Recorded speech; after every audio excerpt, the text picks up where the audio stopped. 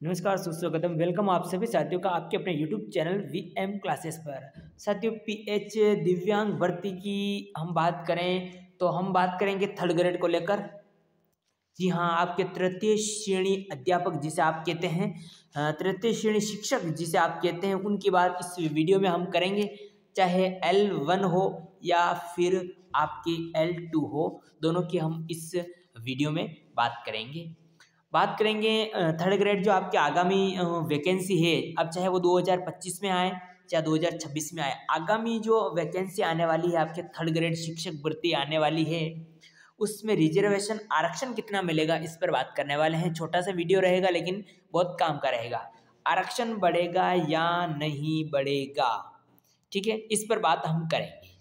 साथियों third grade शिक्षक भर्ती हो या राजस्थान में कोई भी वैकेंसी हो, पहली बात तो सभी में समान रूप से जो है आपका ये लागू रहता है। क्या? आरक्षण कितना प्रतिशत है, कितने बार बता दिया आपको, और आप अच्छी तरह से जानते होंगे कि 4% रिजर्वेशन राजस्थान में जो है दिया जाता है। ठीक है, अब 4% का मतलब ये होता है कि 4 कैटेगरियों में बांटा गया है दिव्यांगजनों को सरकारी हिसाब से।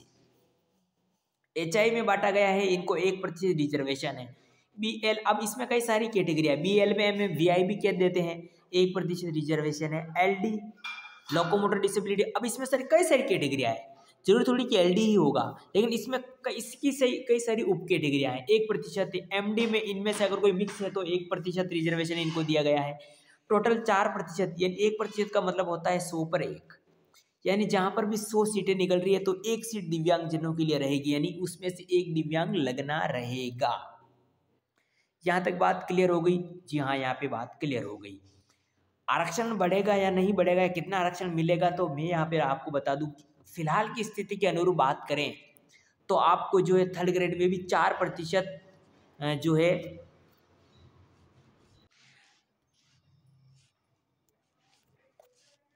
रिजर्वेशन मिलने वाला है। ठीक है, फिलहाल के हिसाब से देखें तो एक कैटेगरी को 1% का, यानी LD है तो 1%, MD है तो 1%।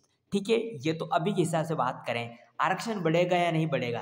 देखिए, ये सबसे अच्छी बात या सबसे मेन पॉइंट ये है कि आरक्षण बढ़ेगा या नहीं बढ़ेगा।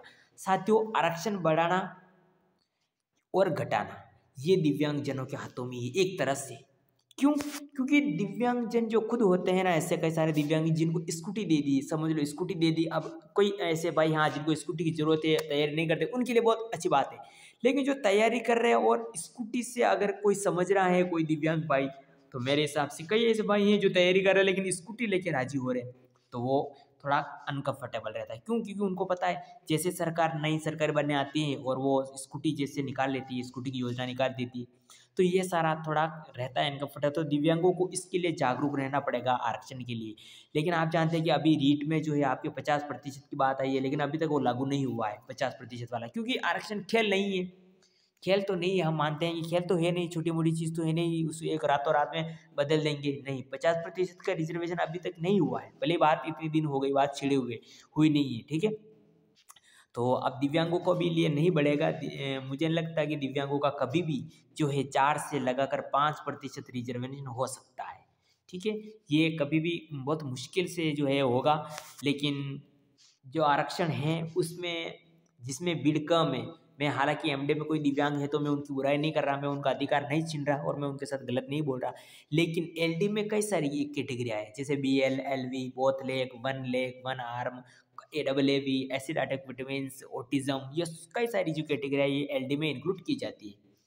ठीक है, आप सरकार से हम यही निवेदन करते हैं, आप भी करो और आप भी इसके प्रति, मतलब मैं जो बोल रहा हूँ उसको ध्यान से सुनो कि 4% आरक्षण है, मैं बोल रहा हूँ 4% ही रखो, 4% ही रखो। लेकिन LD कैटेगरी में कई सारी दिव्यांग कैटेगरी हैं, उनको आप जो है MD में मिला लो। ठीक है, समझ लो कि MD में मिला लो, या कुछ दिव्यांगता है जिनको आप HI में मिला लो। ठीक है, 4% ही आरक्षण रखो, लेकिन इधर उधर कर दो, या फिर यूं कहें कि कई कुछ जो है इधर उधर कर दो, ये कैटेगरी नहीं बना दो। एक कैटेगरी का, LD कैटेगरी का आरक्षण कम करके किसी एक कैटेगरी में कर दो, ताकि जो वाकई में ज़्यादा दिव्यांग है उनको कम ज़्यादा फायदा मिले, और जो कम दिव्यांग है उनको उसके बराबर दिव्यांग मिल जाए और भीड़ भी कम हो जाए, दोनों के लिए फायदा हो जाए, मेरा ये कहना है।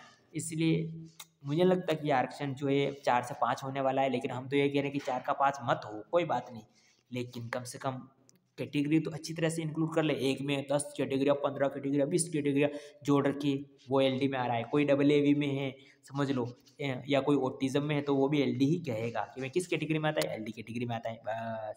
कोई एमडी में है जैसे यानी मल्टीपल डिसऑर्डर ऐसे भी है तो वो भी आपके एलडी में आ रहा है। तो इस टाइप से वो सारी गलतियाँ होती हैं, इनको सुधारने की आवश्यकता है सरकार को। ठीक है, तो थर्ड ग्रेड में आरक्षण आपको 4% ही मिलने वाला है। जैसे ही बढ़ेगा मैं अपडेट बता दूंगा। सब्सक्राइब जरूर कर सकते हैं, और भी आपको कोई क्वारी है, कुछ भी पूछना है तो आप कमेंट बॉक्स में जरूर, ठीक है।